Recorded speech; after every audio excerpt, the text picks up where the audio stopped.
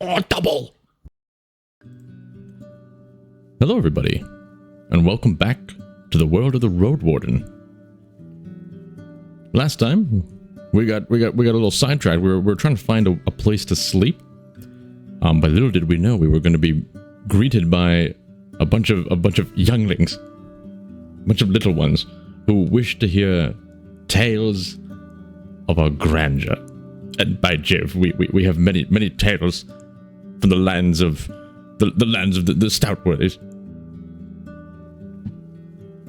Well, of course, before we begin any sort of narrative adventure, I do implore you to find something that is relaxing, whether it be a cup of tea, a nice cup of coffee, or my goodness, a good whiskey shower, and gather round for tales of glory and grandeur.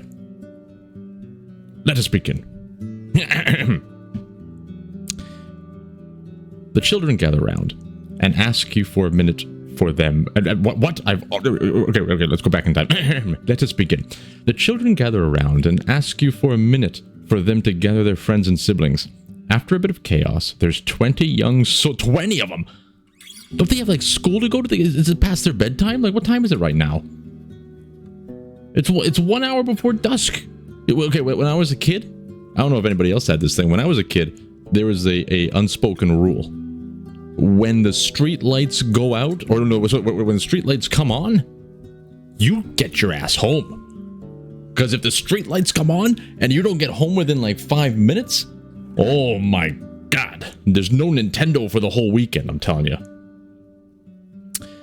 Anywho, 20 young souls sitting closely to one another on benches, stools, and on the ground. The red-haired twins brought a blanket to lay down on. You have a shorter side of the table all to yourself. The older kids understand. You're lost look in an instant. They start to hush each other, which causes an even greater amount of noise. But in the end, there are dozens of eyes staring at you with a mixture of boredom and anticipation. Boredom, you say? What? We must quell that and quench their boredom with satisfying, delectable tales of death. Nothing kills boredom more like death. I tell them a story I know from my church. I tell them about one of my adventures exactly as it happened. No. Reginald Stoutworthy. He is a man. For those just joining us, Reginald is our main character. He is of the Stoutworthy legacy, and by Jove, he loves to exaggerate. He will never say something exactly as it happened, because that isn't grandiose at all. I tell them about one of my adventures, though I spice it up with a couple of small lies. So far, this is the thing. I tell them about Hovlevin, its splendor and mysteries. If anyone has questions, I tell them what I know. No. We're going to tell these kids about an adventure, and we're going to spice it up with a little bit of brimstone, fire and brimstone. The story takes quite a bit of time, and at one point gets a bit cruel. That sounds about right. The youngest kid covers their eyes, which doesn't block their hearing. Okay, it's going to take me a while to get through this game. Because the more I read, the more I have these like random thoughts that pop into my head. For some reason, the scene that's in my head is Star Wars Return of the Jedi, when 3PO is explaining the history of like Luke and all them and all that kind of stuff, and I'm not gonna give any spoilers, even though it's been like enough. Like, go watch Star Wars if you haven't watched Star Wars, for crying out loud. And he's like making the Darth Vader noise, and he goes, Notch Vader, and then the little baby is like, the little baby Ewok. Anyway, you know the scene. As you get to the end, the tension disappears. The older kids clap for a bit, keeping their dignity intact, while the younger ones start to laugh and argue loudly about the best part of your tale. Hell yeah! For some reason, two of the girls start to wrestle, pretending to be two of the characters that you just portrayed. Seeing this, the adults decide to intervene. Ah, crap, we pissed off the parents. You stand up and the children do the same to show their respect. The girl that had previously talked with you thanks you for your time. How much time? Is the sun coming up? You stand up and the children do the same. Okay. I nod to her and walk away silently. It was my pleasure. I return to my tasks. He feels good about this, but he wouldn't show that. Absolutely not. He's going to do like the little nod, like, okay, go to bed. I nod and walk away silently. You're in front of the Ape Ale Inn. Okay, we need to go to the innkeeper. Can we just sleep here? Oh, there's a big sleep thing. Okay. Welcoming you with a wide smile. Wide smile! I think we're building trust because we told a damn hell good story. What? They're charging us? After we just told that tale of grandeur, they're charging us? We don't have money. What happens if we become filthy? We're gonna lose. Sleeping on a mouflon pelt. There's a lot of noise outside, and you can sense a heavy, unpleasant smell coming from the cauldron. At least the fur is fluffy, and you can cover yourself with a blanket. So we're gonna get nasty, and we're gonna lose 2 of our hunger bars. We still have some rations, don't we? Yeah. Okay. Well, we don't really have a choice. I'm not spending all my money on a room. Okay. Well, tomorrow's a new day. We gotta make money somehow. Your first sleep ends, but your usual 1-hour break is instantly disrupted by noise. You stand up, walk to the window, and see the reason for the commotion. A group of workers is just outside the inn drinking and laughing. Eric's, the innkeeper, is also among them. You could join them, but if you do so, you won't get a good sleep tonight, and after such a long day, you may end up exhausted. I just want to rest. It's an opportunity to show that I'm not an outsider. I can sacrifice a bit of sleep.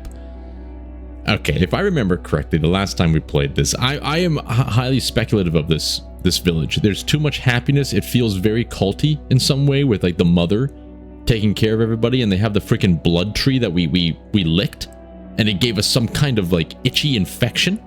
We don't trust no trees that give us itchy infections. We can lick what we want to lick. I just want to rest. I don't want to be friends with these people. I just want to rest. During your time in Hoblivin, you learned how to ignore drunken crowds. You can relax and return to your routine. We need enough stamina to be able to deal with this weird creep that we told we're going to take back to a town. I sharpen my blade and go back to sleep. And now we don't, though having a drunken night could have been fun.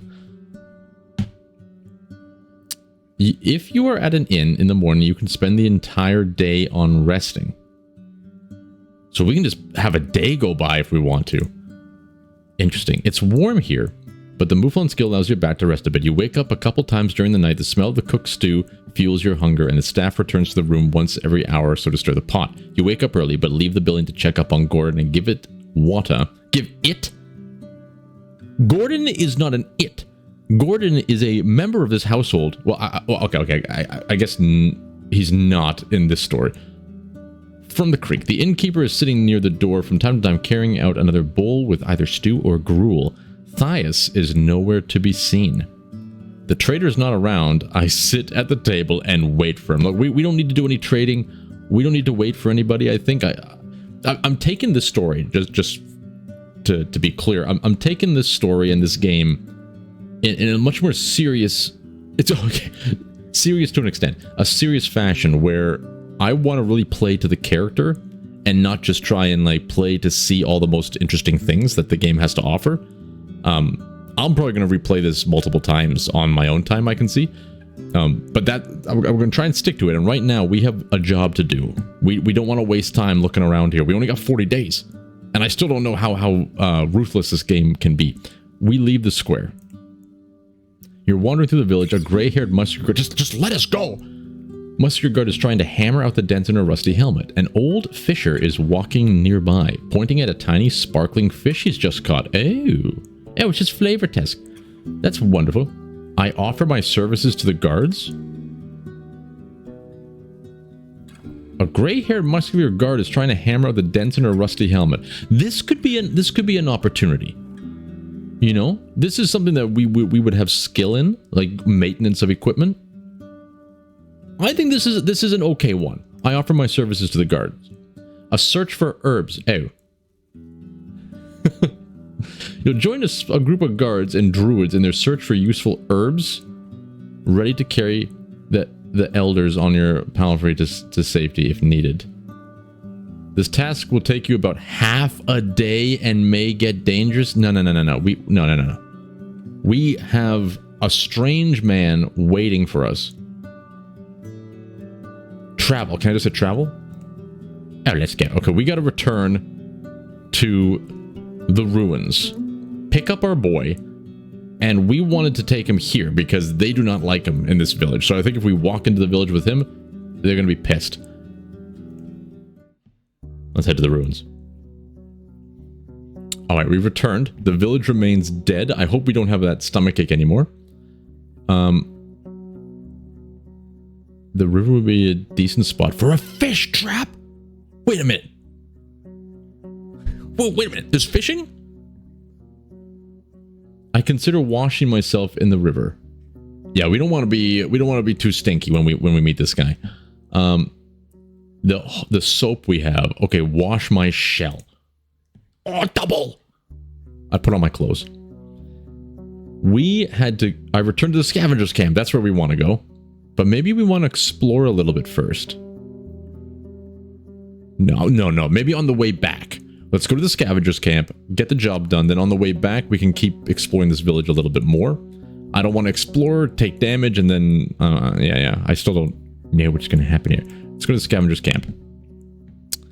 The entrance to the scavenger's hideout is open. You see scraps of metal organized in piles, while the old furniture has been dismantled into loose planks and pushed into corners.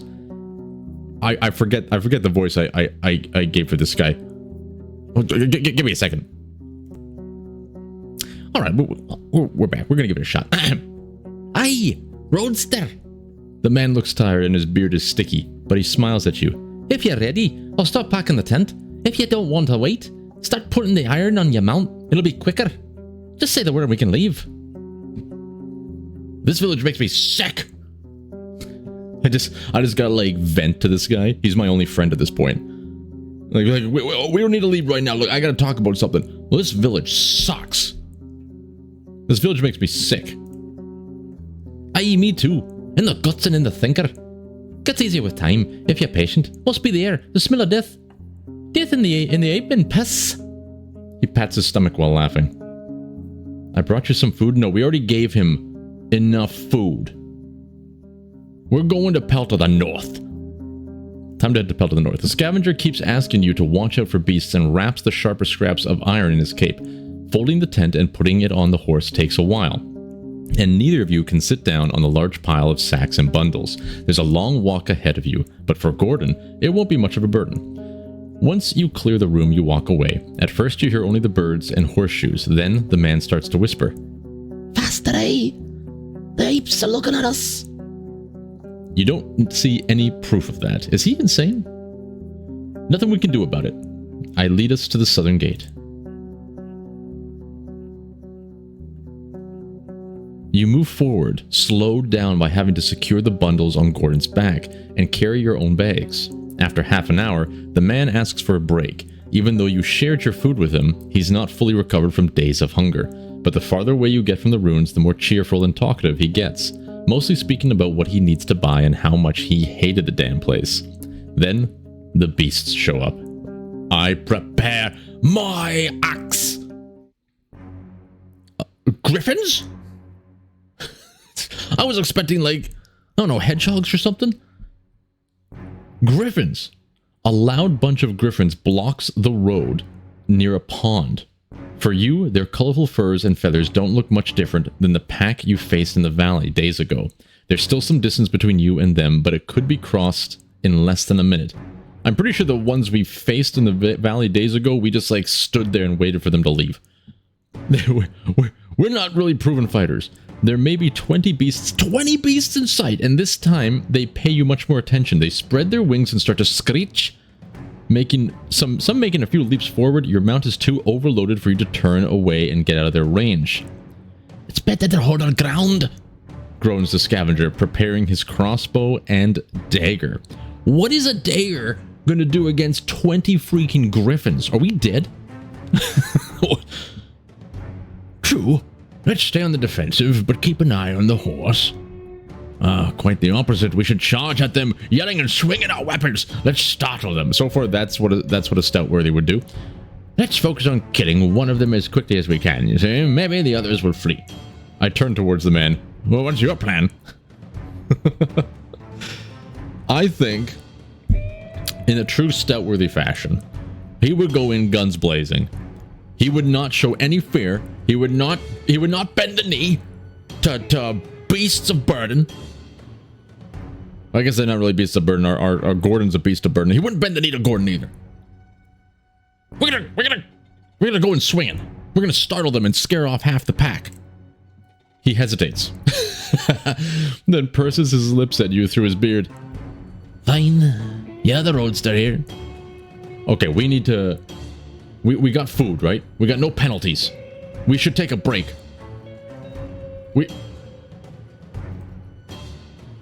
In the fervor of combat, we may not have enough time to stay with one of the creatures for long. Spreading ourselves too thin... There's no point in trying to kill them. Instead, we try to be as scary as we can. Yes. Yes, we're going to use violence and threats. We're going to be as scary as we possibly can. 20 of them. There's me, a scavenger that's probably covered in his own piss, and a very weak and burdened mule, Gordon. You run among the creatures like lunatics, waving your arms, swinging your weapons, and shouting as much as your lungs allow it. Even Gordon, led by fear, joins the two of you, stomping with its horseshoes loudly. The confused beasts freeze, look around, then start to spread, as if a dragon might arrive from behind the hill. As they jump away over the bushes, their hungry beaks don't turn back. Let's go! I gotta say, MVP on this one is Gordon. He jumped in and started screaming and stomping the ground. If he did not join us, I think they wouldn't have been as terrified. It had to be a unanimous, united front. Once you're sure the road is clear, the scavenger laughs, though his words are weakened by a sore throat. I must say, you're a brave one, and no blades to clean, eh? Another laughter. I swear, beasts are dumber than a pair of rocks. I just smile and try to ease Gordon's thoughts. It's better to keep moving. I tell him to stay sharp. We still have a long road ahead of us. I think that would be the thing, like... Our character, he gets the job done. He has full-on confidence. He's a brute. And at the same time, he has absolute faith in his companions. So he's not going to ease Gordon's thought. Gordon's got this. Did you see what Gordon just did? He's fine. We're not going to waste time easing his thoughts. He's a what is it, a palfrey? He's an adult. I tell him to stay sharp. We got a long road ahead of us. Let's keep going. This story has already been more entertaining than like half of the games I play these days. The man's sleeve and stomach are soaked with blood. What? But he tells you to ignore it. Once you get close to Pelt, he whistles enthusiastically. You weren't kidding, eh? What a fortress! The guards open the gate and take care of the scavenger's bundles, which Gordon welcomes with a nicker. The man introduces himself quickly and asks to be brought some water from the well. Thank you. Oh, thank you, Roadster. I need to ask the innkeeper if he has any soap. I'm not gonna chop off my damn arm. He clicks with his tongue.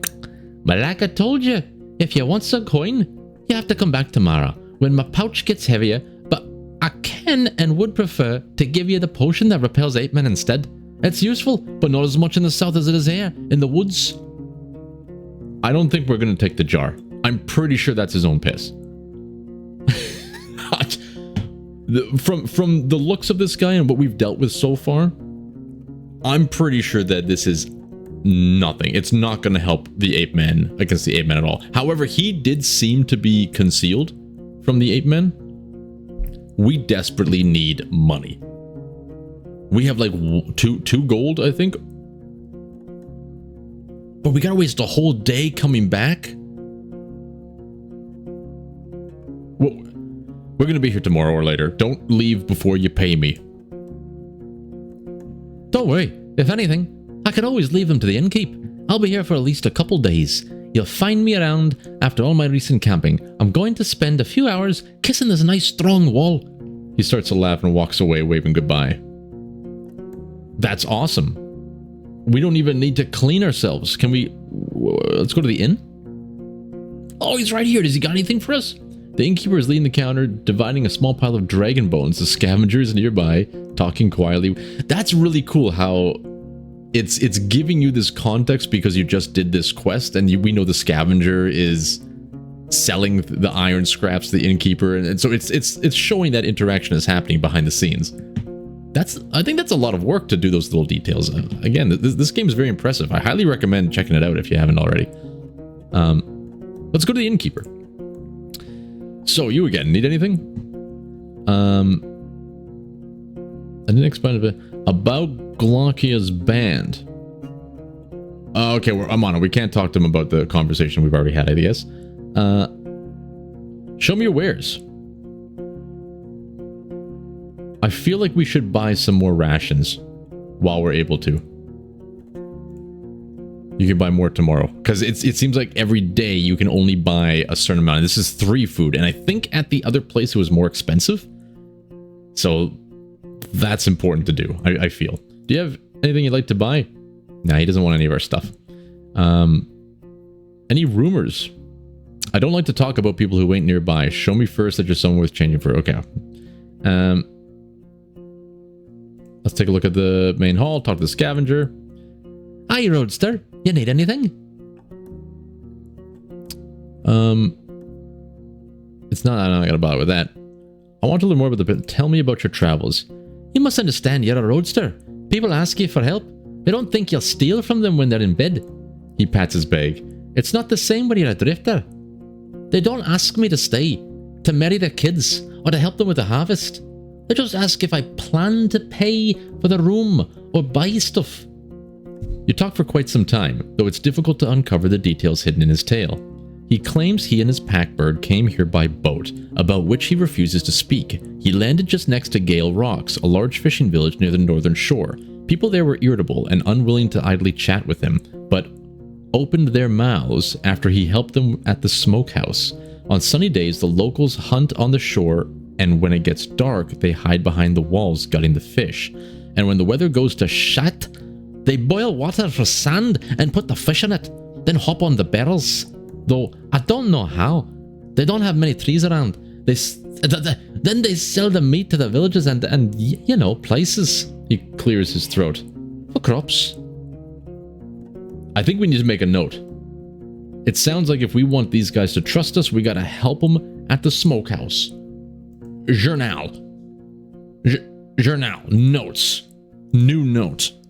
Fishing village trust equals smoke house poppin' time. Confirm. Let him continue. I was told to stay away from the White Marshes, though no shell told me why. I joined a group of fish traders who were going to the old Pagos and its monastery, but I hate that place. Bah, everyone does. He shrugs. I traded there for a bit, but the villagers are cold. They spend days praying and talking and on about their deity. And are grey like an ashworm, so I left once at dawn, me and my bird. And wasn't that a mistake? He was attacked by a short bear-like creature. He tried to run away, but following his bird was a bad idea. He fell over in the thicket, so the monster had time to get to him. I hit it with a bolt. It wasn't enough. I kicked it, so it bit my legs, tears my flesh away. I almost dozed off from the pain, but can you believe it?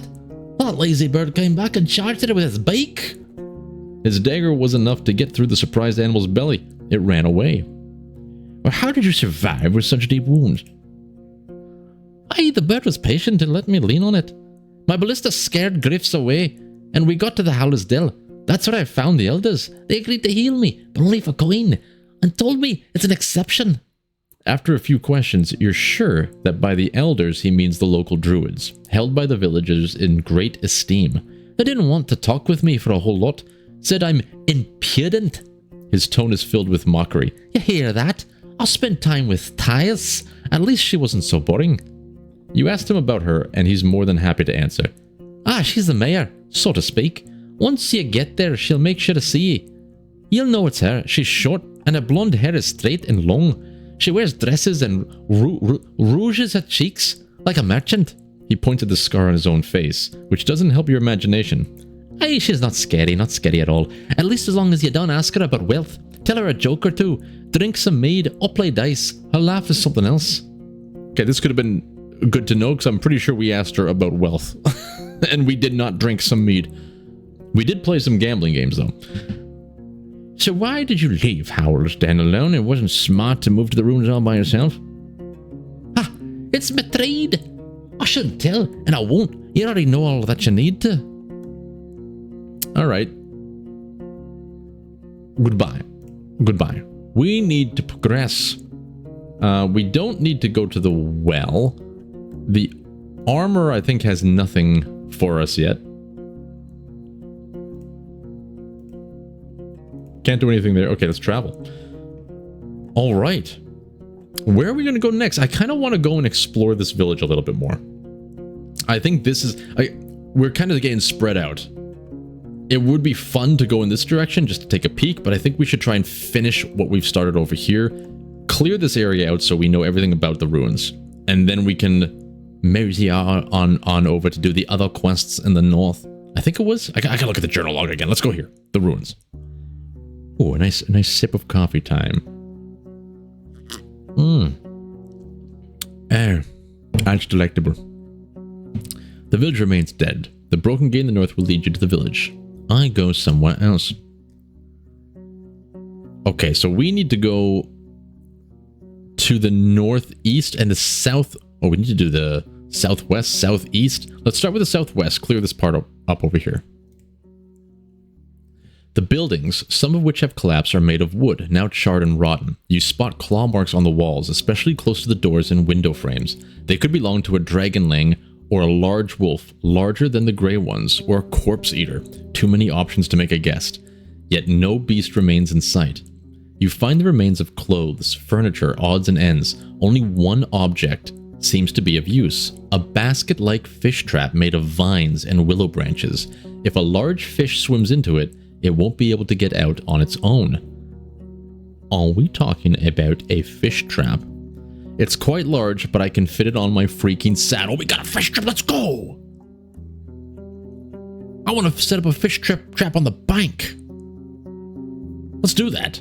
You place the basket on the ground, then grab a bowl and start digging. Looking for a few larger worms, you bait the stick and push it inside the basket, locking it between the sides, then cover the entrance with a lid. Tying it together takes you a few good moments, but it'll be easier later on. You attach the entire trap to a bush and push it into the stream, far enough that it sinks entirely. Who knows how long it will take before something large enough swims inside. Still, it would be better to not wait for too long, otherwise the prey may die of hunger. Tomorrow or later. Okay, so I think when we come back to the map to work our way south, that could be a good opportunity to check it, but not too long. Let's go to the southeast part of the village. You find a small backyard. The ground is beaten. The grass grows only right next to the buildings. It would have been a fair spot for training dancers and fighters. The stakes of the palisade are covered with playful carvings left by children who are portraying monsters, weapons, and humans. The rubble has been pushed into the corners of the houses. The furniture is broken, but you find something of use in one of the piles, a slightly rusted piece of steel. Once you pull it out, you realize it's a quarrel for a crossbow, still usable. It won't be difficult to find a use for it. So we also learned from that guy that using your crossbow seems to scare griffins away. That's good news. We had that option before, but we did not use it because we wanted to save our bolts. But now we have extra. How wonderful. East. I want to go just to the north. I guess this would be the northeast, right? I want to go here. What would this be? I want to look around the northern gate. That's probably the northern gate. The northeast part of the village. Okay, maybe that's it. Oh, yes. The debris was partially moved outside of the destroyed houses, but you find nothing of value. The table, cupboards, shelves, and bits and pieces were carefully ransacked. The wildly growing vegetables and herbs are the only remnants of the abandoned gardens. You spot fresh human footprints at the entrance to the latrine, most of which lead to and from the center of the village. Maybe that was our boy. You notice a set of simple tools leaned against a pile of rubble, a wooden spade and a shovel, a pointed stick, a hoe with a bone head, a stone axe. All of them are too old and too awkward to bother with transporting them around, but you'll know where to find them if you need them in the future. Good to know. Good to know. Journal. I don't know if this is going to be like added on its own or we need to do this. Ruined village equals tools for later. Confirm. I'm never going to look at this again, just so you know. I'm going to forget it's there. Good to know. The closer you are to the village, and the longer you stay around, the sicker you feel. The taste of the gas fixtures hits your mouth, your forehead hurts, you start to stumble. Gordon, worried by the sight, pokes your head with its nose.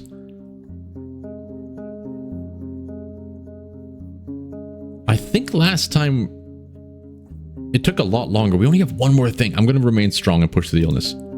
Shut! After another few steps, you return whatever was left in your stomach. Going through a lot of pain, you spend a minute or so lean forward, gathering your breath, and wipe your mouth. You feel better. I straighten up. That sucked. We need to look at the northern gate. Okay, this place is searched. The paths here have almost been reclaimed by grasses. To your east and west, you see shadowy alleys behind damaged buildings. I look into the well. I want to open the gate. Let's approach the nearby tree. You don't find anything worth picking. The half-dead quinces have maggots crawling under their skins. You wonder which part of this meal is more tempting for the dark-winged birds sitting among the branches. The flesh of the fruits or the worms. Quinces are rarely eaten without having a chance to blet. Blet? You can safely guess that they weren't meant to be dried or to add taste to the cookies or hard drinks. After a few moments, you realize that the bottom part of the tree just above the ground is partially charred. Someone must have opposed a torch here, but the wet wood didn't burst into flames, so they tried to burn it down, I guess. I look into the well. It's filled with soil and you find nothing interesting about the well around it. I want to open the gate. It may take some time, but the wooden tools and bones that you found, we can do it with the tools. We don't even need that note. I collect the tools and get to work. We are filthy. You take off your cloak and put away your bags and satchels while Gordon grazes gladly. Gordon grazes gladly in the meadow. After looking at the pile of dirt, you let out a sigh. You start with the larger rocks, removing the ground around them and pushing them to a single pile. Then you do the same on the other side. The simple shovel and pitchfork help you a lot, and once you get used to them, the work goes smoothly. You're done before you get too tired. Wonderful. From now on, passing through this place will take you less time. I go somewhere else. I consider washing myself in the river. I wash my shell. I put on my clothes. I return to the barren fields. I don't have a way to investigate them yet. Okay, we need to leave. Travel. Okay, so this is almost done. This place.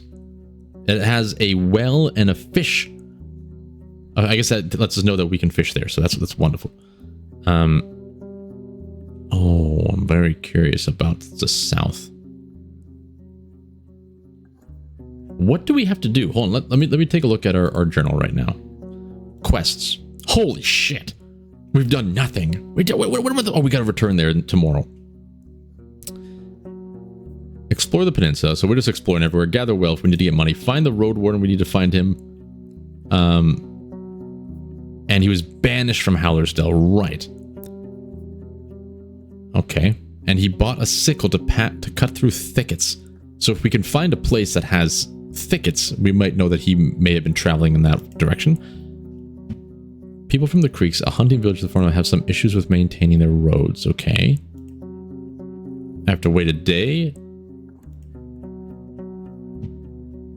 Thias won't answer my question until I learn more about the raids from the northern villages. So I gotta go to all those villages. Okay. So far north is the way we gotta go. Okay. We got a lot of stuff. Thias wants me to spy for her, right, but we don't really want to spy for her just yet. And the swamp altar. We know how to get a response out of it. It needs blood. But we're hoping to find some kind of animal or something. So let's keep going north, I guess. We have to go all the way up this way. I kind of want to know what's over here. We took a peek already. Let's go this way.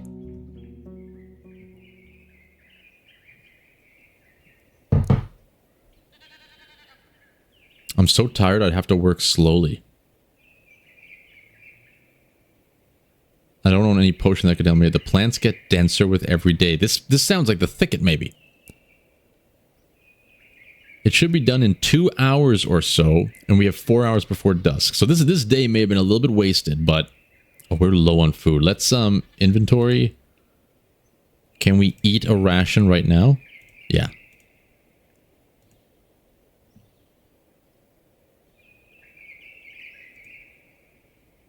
Okay. Your muscles, not used to such tiring work, grow tired quickly, so you take a few short breaks, avoiding the thorns and dirty water. When it comes to pushing aside the bows, you breathe heavily, but you need only enough space to let your palfrey get through. Maybe the animals will start to roam this place again, beating the path.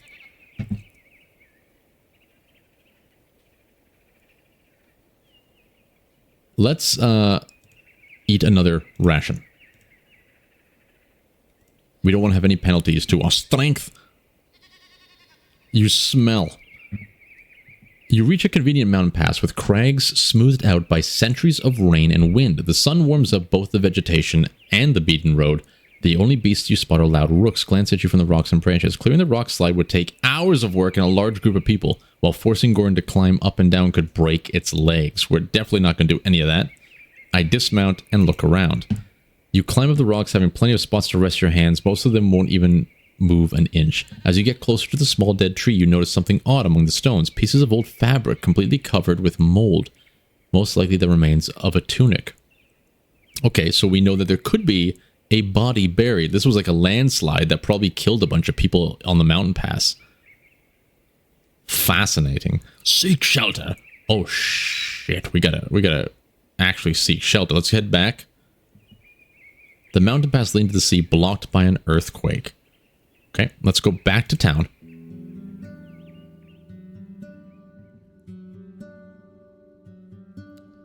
I head to the stables. Right, we gotta pay him. We don't have the money yet.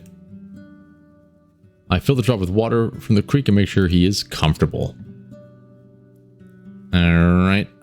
I go to the main square. Filling mugs with beer, but my daughters clean the tables with a wet cloth. I think now that I've read this a couple times, I probably don't need to reread these every single time unless I kind of catch something of interest, just for the sake of time and viewer appreciation. I don't know what I'm trying to say. I asked the guards to look for the mayor, so I guess that would be if we need to speak to them desperately. I was hoping to wash myself in Zavel.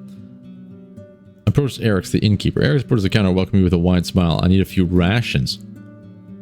Someone contacted you about work for me. Very much so. Ask for Timo. She's usually at the creek just outside the southern wall doing laundry. She wants to find herself a husband. That's ain't much in it for you unless you'll be here for the marriage rites, but it will make her happier. Okay. I need a few rations. A teeth cleaning set would be awesome. We got 3 rations. Maybe, I think we have enough for a day. And if we're going back to, what's it called? The Pelt place, the Pelt's Inn, we can get some good prices. Thanks. Okay, we need to remember to find that lady. Sleep. And sleep.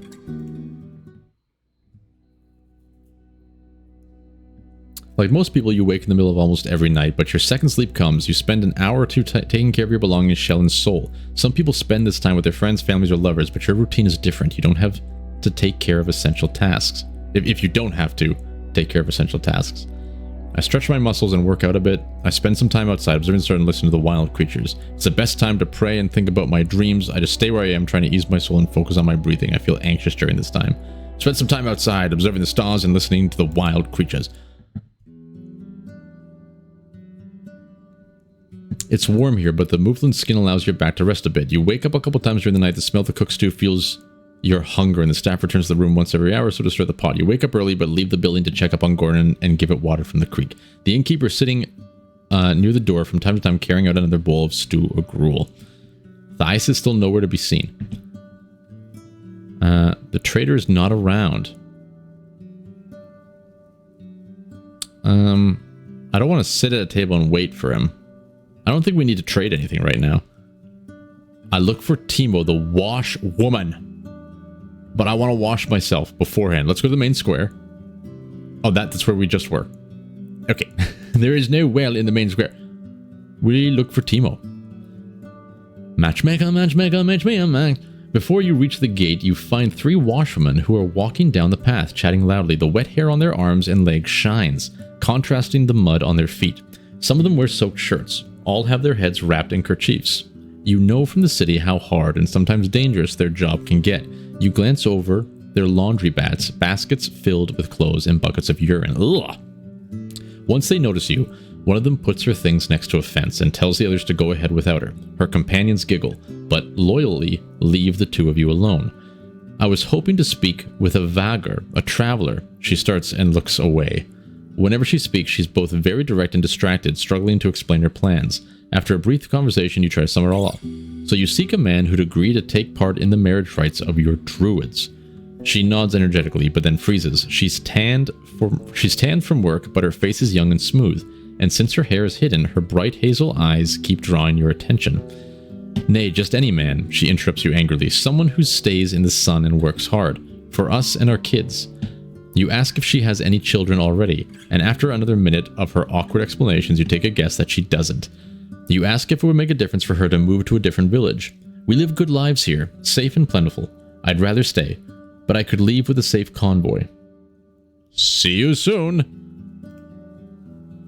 Okay, I guess we don't have a match for her yet, but it could be from another village. So when we go, this is good that we got this started now, because when we go to other villages, I think we'll be able to like ask for her. All right, let's begin to travel. So I guess there's going to be 3 main villages up here. Oh, I remember the sign showed us where the villages were, but we're just going to go based on our scent, and we're going to go lefty-righty, I think. Let's start with this direction.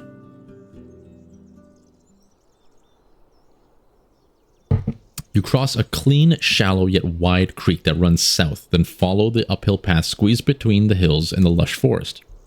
You spend a good couple of minutes passing a haunting meadow filled with dozens, maybe 100 cut-down trees, now overgrown by bushes and grass. You can't think of another time when you've seen a clearing of such size. Seems dangerous. If this goes on, the animals will join forces to strike down whoever is responsible for this. The locals are surely ambitious. I wonder how far they can push it. I think in a regular world, it would be this one. I wonder how far they can push it. In this world with griffons and friggin' beasts, I wonder when they're gonna fight back. You can't just clear down a forest like that when there's like where wendigos and stuff. It seems dangerous. If this goes on, the animals will join forces and strike down whoever is responsible for this. I'm also curious now, do these little choices, are they going to affect the story in a way? Like if I say this one, in the future there'll be like a story element where they're clear cutting more. Very cool. But I don't know. I really don't know. This is my first time. Once the clearing ends and turns into a quarter of trees and hills, you stop your horse. There's a monster in the middle of the road. Of course there is. Reaching out with its long arms to grab and devour fruits and leaves from tree crowns. Okay, maybe it's an herbivore. Chewing them without haste. It's standing on its hind legs and leaning on a thick tail. As there isn't much hair on its gray skin, you see its impressive muscles. The beast is 3 times the size of a human, and while each move it makes is slow, its long claws and the ease with which it breaks one of the branches make you think that a single swing would be enough for it to pierce through your jacket, or, just as likely, that it would simply break your bones and send you into the air. Like most people, you know quite a bit about pebblers.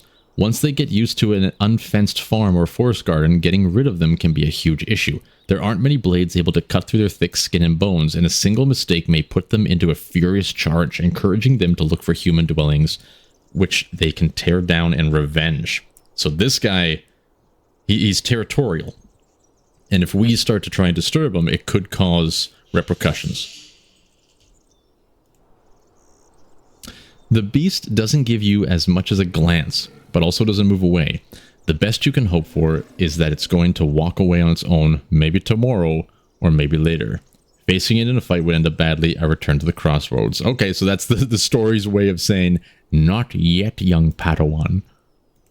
You are not ready for that direction. Do I want to go back and get my money now?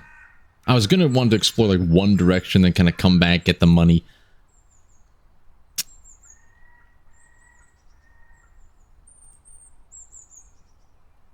maybe we take a look in this direction. I think this is going to open up a lot. So we can't go there. Let's go in this direction.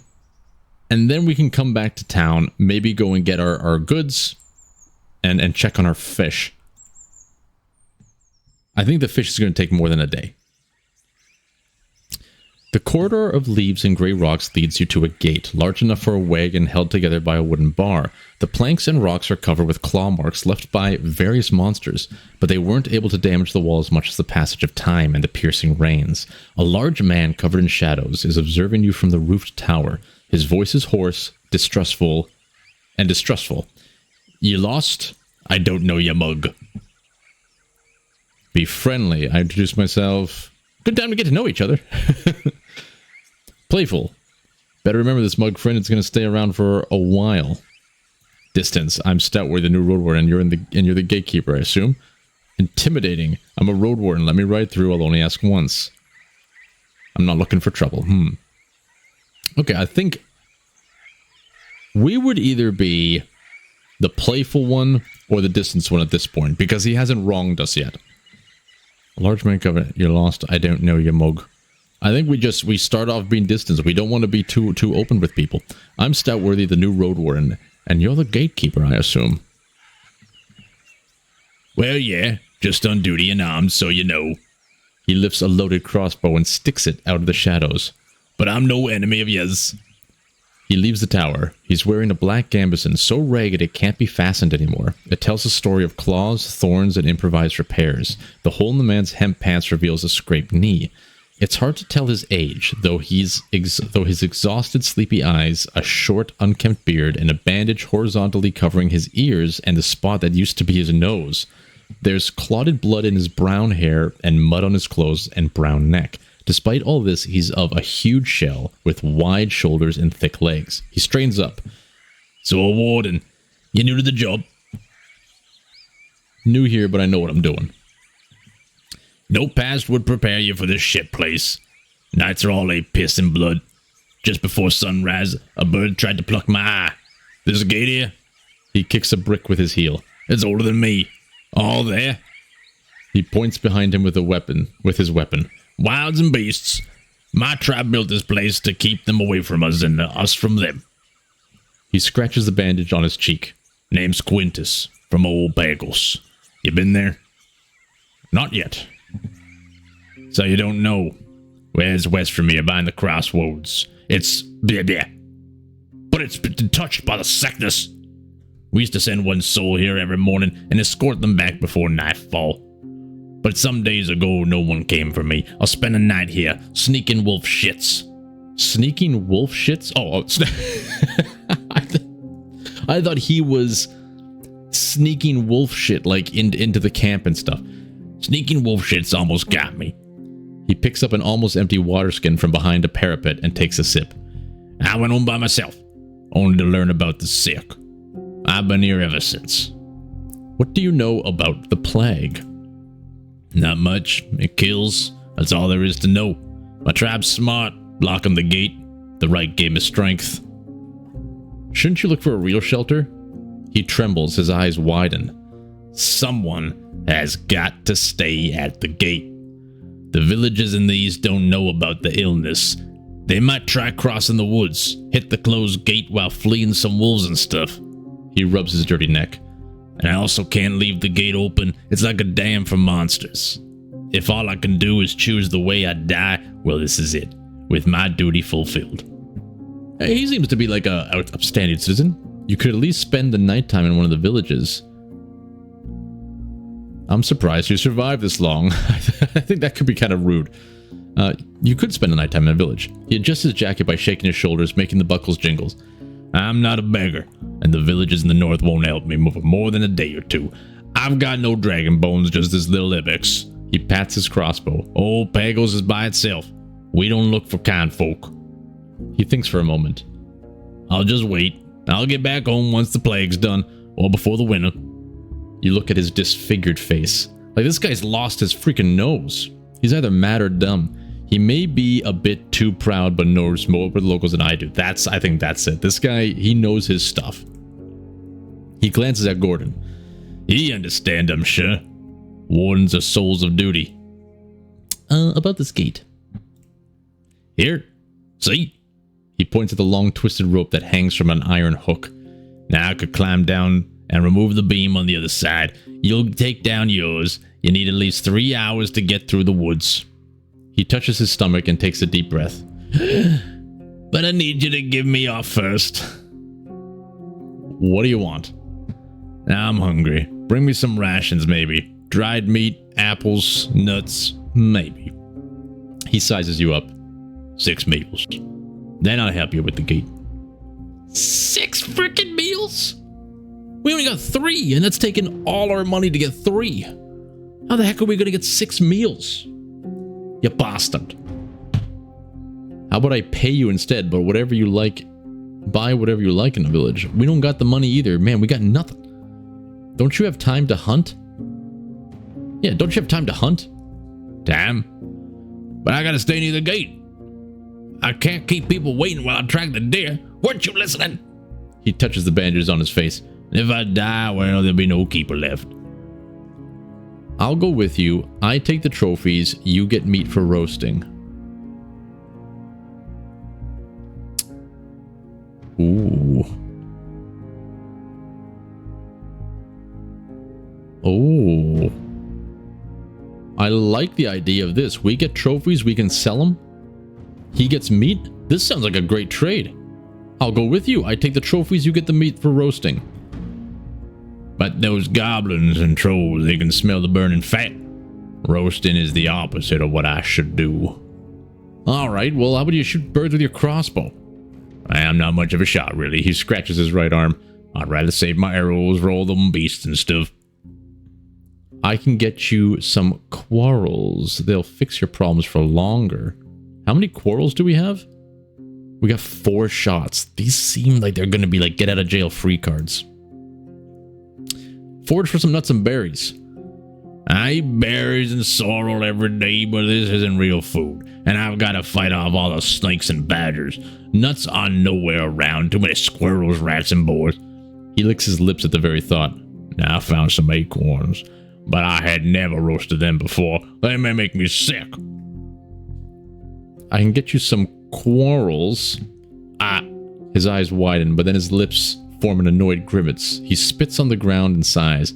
Shit, Warden, forget it. I'll find out on my own. I'm looking for a Asterion. Well, that's nice, but he hasn't been here many days. You sure he's not dead? After you admit that he very much may be, he puts a hand on his waist. Well, better get ready to slit open every dragon belly in the wilds. Did he often travel through the woods? Sure. Though on a different mount, he had a saurian. 4 ibixes long, 2 ibixes tall. It moves on 4 legs and jumps high and far. It's dark green like those damn rotten leaves. That one time I was taking a piss in the shrubs and that old Asterion made the beast run up the rock face and it jumped on that. He points at the hill. And like, they ran above the wall. It landed on the other side, just like that. He snaps his fingers. His voice and eyes gain new vigor. You say the saurian was large and green? I mean, not everywhere. He points at his eyebrows. He has red scales here, and on the tail, and their shoulders, I think. I don't know what to call it. You ask him for a bit about Asterion, but he has little to add. There used to be 6 of us keepers. I saw him every now and then, but not that often. What's it like to live in Old Pagos? He opens his mouth, giving you a puzzled look, then lets out a weak chuckle. What am I to say? We got rocks. He taps on the wall. And make houses, bowls, tools. We sell them too. We grow oats and broad beans. Ibixes give us wool and skins from monks. Well, what do you call it? The one you ride on. He moves on when you mention parchment. Yeah, it's a good place. Beautiful old hill. That's what Pagos means, old hill. When you bring up the monastery, his eyes get brighter. Good people. Well, they came here on a mission teaching us Rat's book. My grandparents were pagans, you know. But we now follow the river of truth. We keep to ourselves and we help each other when they need us. What can you tell me about the road behind the gate? Oh, not much. His chuckle turns into a cough. It ranges to the lowland, mostly wood and some ponds. It's dark and it's lethal. He He mentions tales of ghosts, dragons, fogs, and blood mages, but whenever you ask about any creature in particular, his response is vague and brief. The tribes abandoned this place ever since the war. The trade has been slow. People refuse to patrol it, the plants are getting taller, but for at least a few more seasons it's still a shortcut. It's good that you have a mount. It off chases you. Always stay close to the pass, and ride as fast as you can. If no one uses this road, why the hell are you here? Yeah, he scowls at you. Not no one. It's where people hunt for monsters, and every few days, I gotta open it for reasons. Reasons, you're saying? Or raisins? I've heard about some bandits. He scratches the bandages on his cheek. I only know there's one band somewhere, but not around. I never saw them. Okay, he's afraid of this bandit. Yeah, he's opening it for the bandits, basically. Why are you afraid of Glaucia? He straightens up and gives you a long look. I don't know what you're talking about. But seriously, you're attempting the forest. You need to seek shelter. Nah. He waves it off with a smile, but once he speaks, his voice cracks. Where would it go anyway? Why do we keep choosing between these two? Is this just all the places we know? Pelt to the north has plenty of space. You know what? I wouldn't mind spending time with Dally and her crew, especially the winter. But forget it, I can't afford even that. Unless you're looking for a pair of hands, I better stay here. So the thing that stops you from going to Pelt right away is dragon bones? I mean, that's a pretty big thing. In the north, everyone looks after themselves. The hunters may be friends, but I won't beg them for help. Let's return to this later. Okay. So if I go here, I don't think you should enter the wilds, but you know, if you say so.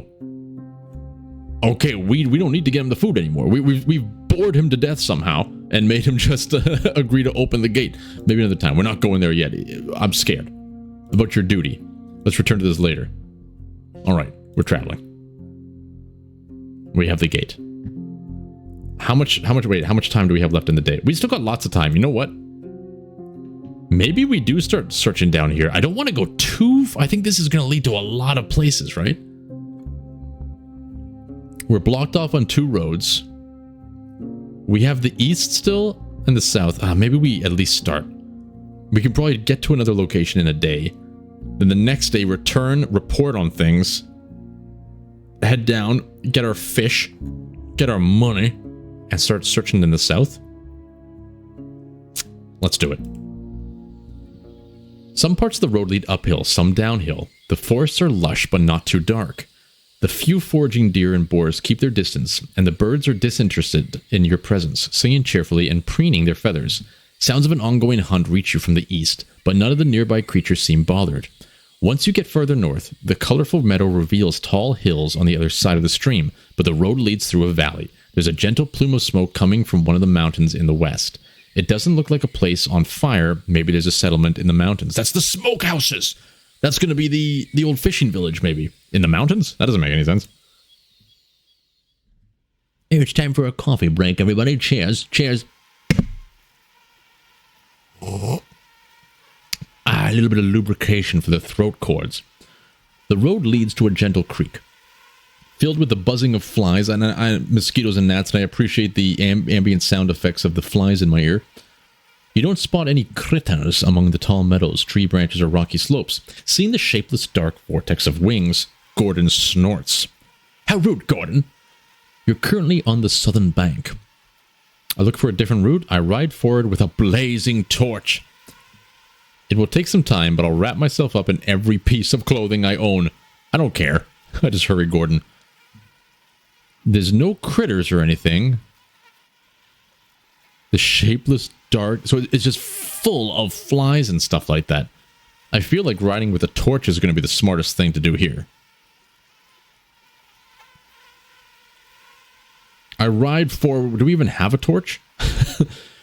Like a blazing torch. That's what Stoutworthy would do. He would not look for another way. He would not be bending the knee to a bunch of critters and a bunch of gnats and mosquitoes. You move away from the creek, get on your feet, and unpack the tinderbox, the wooden stave, and a set of rags, as well as the oil. After you assemble the torch, you sit down on the ground, preparing The flint and the linen char cloth. Decades ago, before the southern invasion, people used fire strikers made of thick steel, but all you have is a cube-like piece of harsh pyrite. It's not ideal, but good enough for a couple of sparks. Holding the fire, you get back in the saddle, you swing your weapon left and right. There isn't much smoke as you expected. Let's put it to the test. Shit. Once you get closer to the fjord... To the ford or fjord? Countless creatures beset you, filling your eyes, mouth, and nose, hitting you like squishy, buzzing hail. You ride for it blindly, instantly forgetting about your preparations, trying to get out of here as fast as you can, but the insects are sticking with you much longer than the smoke. It takes a few minutes for you to escape. The red marks on your skin start to burn.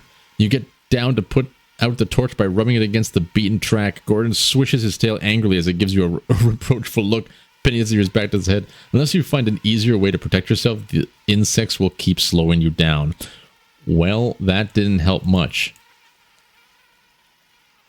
I can't click on it. What does that mean? Does that mean we're stuck here? I guess we can't go any further.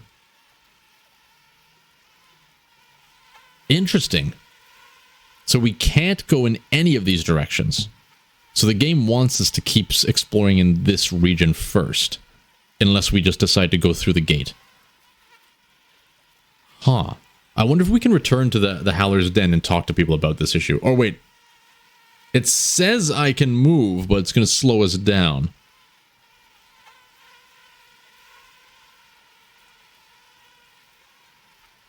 I want to just, like, go back and try and find another way.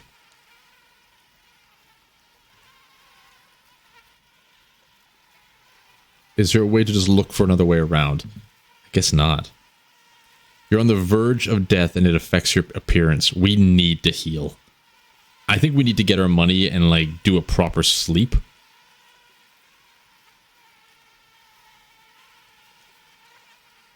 Let's start eating. Let's abandon ship. Whew. Tired and hungry, you stare in the distance, observing the smoke coming from the village. The slow minutes spent in the saddle make you dizzy. You'd love to close your eyes for a bit. You're caught by a surprise when Gordon raises its forelegs, scarred by a wildcat crossing the road. You hit the ground with a boot still stuck in its stirrup, and get dragged for a few steps before your palfrey calms down. Once you get up, you notice a large hole in your pants. What the heck? Man, I hate this place.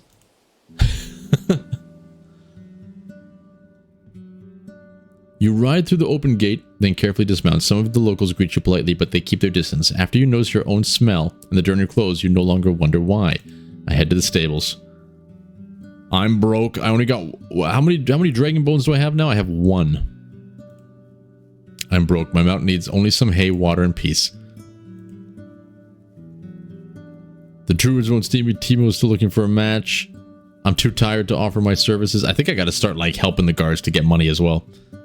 I had to bind the tailor. I need your services. Your clothes will get patched and turned. Your jacket is already good. Okay, so in 15 minutes, your clothes will get patched and tidy. So that gives you like +1. We don't want to waste your money on that. Good luck. I think we just got to keep passing through.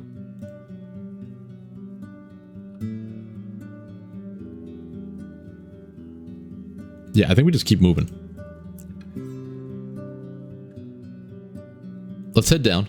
We'll check on our fish, I guess. It's still early in the day.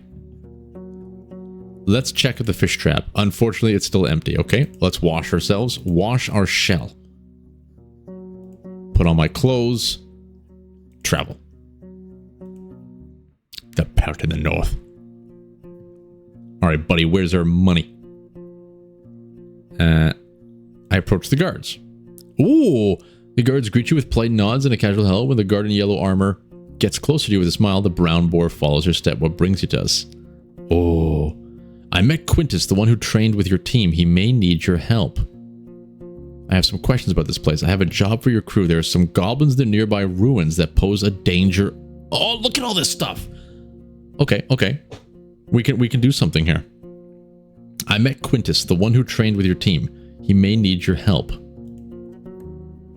You explain the difficult situation he finds himself in, putting emphasis on his wounds and food issue. Listening to your conversation, the nearby guards surround you, forming a circle together with the boar, and ask you if Quintus is in one piece. Your tale causes the tension to give way to jokes. He's so scared of the wrath of the herds that he'll sooner eat his bloody crossbow than learn how to use it, says one of the older women. Let's give the poor guy a break, the guard in yellow armor interrupts, which is not welcomed by a one-eyed man who comments that he's not even here. After another minute, she grins at you. Thanks for telling us. We'll change some plans and get in touch with him during our next trip. Come on, not that. The man chips in, but quiets down to the redhead stare. Okay, so we helped out that guy. That's good. I feel good about that. I have a job for your crew. There's some goblins in the nearby ruins that pose a danger on the road.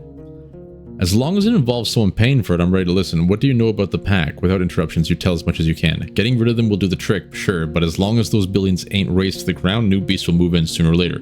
Though I ain't one to stop you from reaching into your pouch. Now you need to take care of some things first. Hunters or not, we won't raid a lair blindly. What do you want me to do? In the meantime, bending forward to brush the boar, make sure you've looked around the entire village. My crew will get mad if it turns out yet another lair is just behind the corner. Then be sure there's no soul around when we fight. We don't do rescue jobs, and if we do, they cost a lot. The boar grunts and turns around, leading her to its other side. Speaking of which, for you it's going to be, she squints her eyes, 10 coins. But we'll take some of the loot we find. We won't let go of magic swords and rings just because. Not that I expect any, she straightens up, but who knows. Just so you know, I'll bring an axe with me. She looks at you as if you're a lunatic. We won't take you with us, Stoutworthy. You can kill a goblin, good, but we have a team, our own words, knowledge of our strong and weak sides. We don't need you around. Just give us 2 or 3 days after you pay us and we'll take care of it. I don't got that kind of money. Jesus. But I would be willing to gamble a little bit. But am I gonna... It just affects my appearance, not any of my strength things. You're too exhausted to get any use from your training. We don't want to risk any gambling right now. I enter the inn. Alright, scavenger. I came for my reward. $5! We're back! Aye! You shall have it. You saved me life. Oh, what's left of it. And if I could give you more, I would. But I need to pay the innkeeper for my bombs and my damn arm, you see. So here's as much as we said. 5 dragons. I nod and put the dragons in my pouch. I have some other questions. Nah, I'm happy to help. I take another look at the main hall. I go to the innkeeper.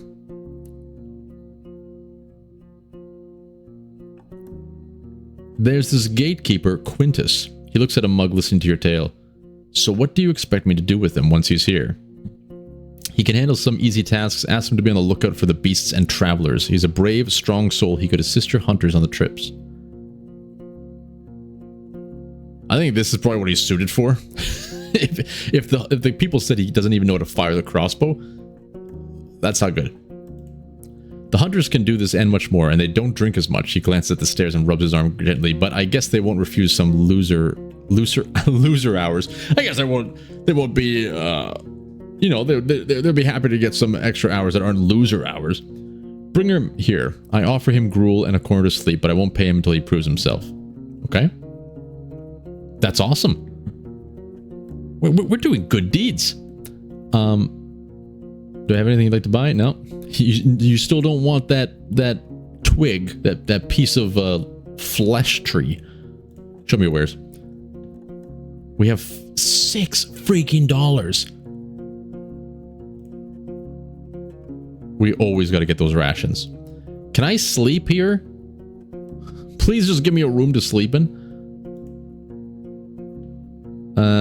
So you know a thing or two after all, Mockin's tones. It was built long before we arrived. It didn't work out well for the previous owners. Once the war ended, they left. Not enough travelers, but bad trade. The villagers stick to themselves. We, however, came prepared, and now we're prospering. When you ask him how they can afford all the supplies, he runs his fingers through his dark hair. I'm not against running an inn, but we don't rely on guests. We're the ones doing all the trading. My hunters are a clever bunch. Stay safe in the forest. In exchange for furs, claws, and bones, we get what we need and more, both from the south and the north. He moves to the window and peeks outside. We have a good life here, but we spent a whole lot on armor, crossbows, lumber, spears. But in another 10, maybe 20 years, we'll have enough savings to move to Hovlevin and not work for another day of our lives. We take risks, but smartly. The team is stronger than ever, and I have big plans for us. I like these guys. It's surprising to find a purple-skinned man so far in the north. Is there a good story behind the inn's name? I mean, there's a story, but not a good one. He clears his throat. For years, I wanted to have an inn called Pelt, but in my city, it would be in bad taste. Taverns and inns named with a single word were cheap, with a nasty reputation. There was the Claw, and Mugger, Basilisk, and Blissful, I think. The good places used at least 2 words. Empty barrel, a rose in a helmet, Empress smile. Pighead was the exception. It was a real dive, he chuckles. In my soul, it's still just a pelt. Pelts are what we came here for, and what will make us reach our goals. I don't know if this is offensive to him. I ain't seen a soul looking like this since my ma died, he shrugs. It's not a fascinating tale. Let's just say I wasn't a part of the invasion. Yet I'm glad it freed all of those who were chained by the cities and their corsairs. He looks at the wall. I'm Layson, or Eason, by the way, but I rarely hear that name. He told us his name! Hey! I think we just made a friend. Alright? I am all about even if they did end up sacking that town and steal all their riches, I like these people. I return to my other questions. That's all I need. I really can't sleep in the inn, though. I was really hoping I could just sleep in the inn. No? Okay. I approach the guards. You better believe I have some coin. But we can't. We need to sleep. We really need to sleep.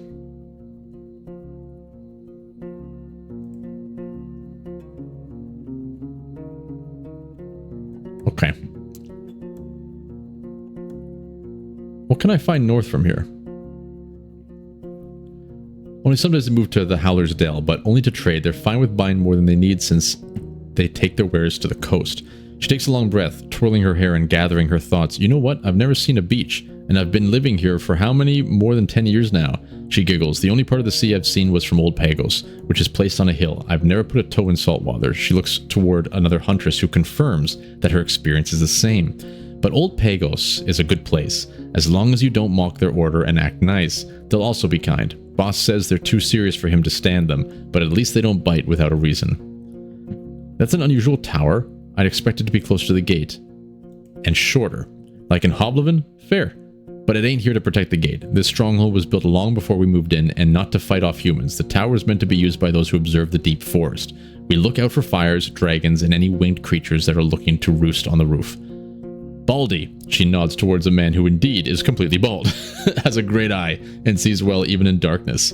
Any interesting creatures living nearby? Huh, here? Everything lives here. She flips her hair. I swear, we saw a few dragons, a unicorn family, a battle between trolls and goblins, face 2 beastmen, oh, and a gargoyle, and a hunting queen. Shouts all the time. I could tell you all about them, but I won't. She winks and pats the boar on its head. You know, hunters have their secrets. Well, what do you hunt for? Anything we can eat or sell. If there's a partridge, a squirrel, or a rat, we don't complain. But when we move as a group, we look for something larger. Deers and aurochs are delicious, but we don't always look for taste alone. There's value in bones, antlers, claws, tusks, things people use to make tools or sculptures. We use some of them to make tools and spears. You can never have enough spears. She pauses and looks at a strand of her hair, then suddenly speaks up again. And we look for furs, of course. Thanks. I'm looking for knowledge about wild creatures. Well, I told you her knowledge is valuable. I don't know. She looks at the boar, which seems to be obsessed with a clump of grass growing next to the wall. 15 dragons, no less. Is there any discount for friends? Well, depending on the friend, she gives you a radiant smile. Let's say 13. If it's not too much for you, maybe ask me after you spend some time around. Show us what you're capable of, or play dice with us when you have an hour to spare. These folks here, they crave the gossip. All right, let's play some dice. Surely. But we're doing it the right way. All 10 rounds. So it's going to take us about half an hour or so. 4 players. Each one bets a coin. The winner takes all. Still in? Hell yeah, I'm ready when you are. The game is new to you, but in no way baffling. 4 people can play at once. The wooden dice are long, with only 4 dotted faces. Every time someone wins a round, they get a point. And the person with the most points at the end wins the game with all the coins. As you play, you don't feel like you have much control of the results. In just a few minutes, you get 2 points!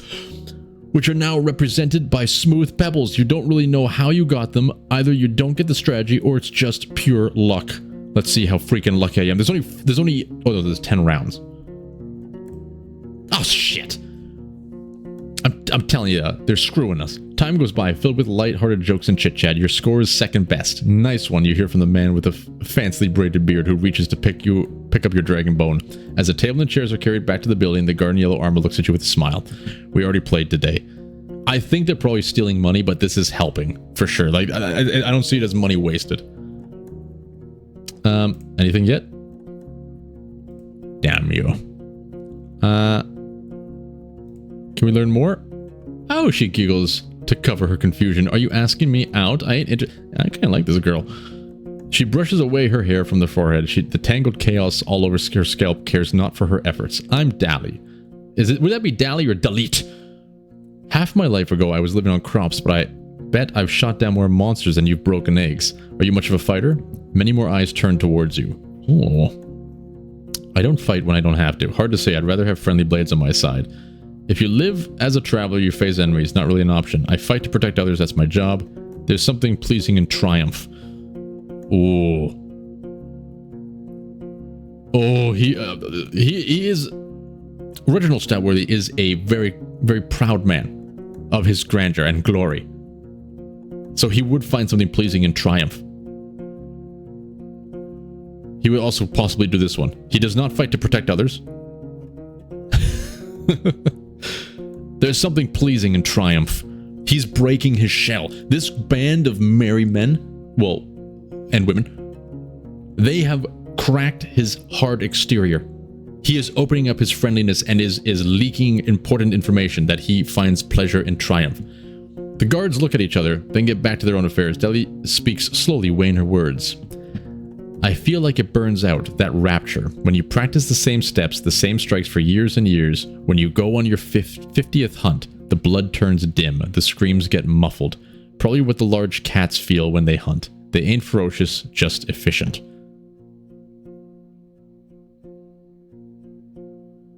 I don't think they like me.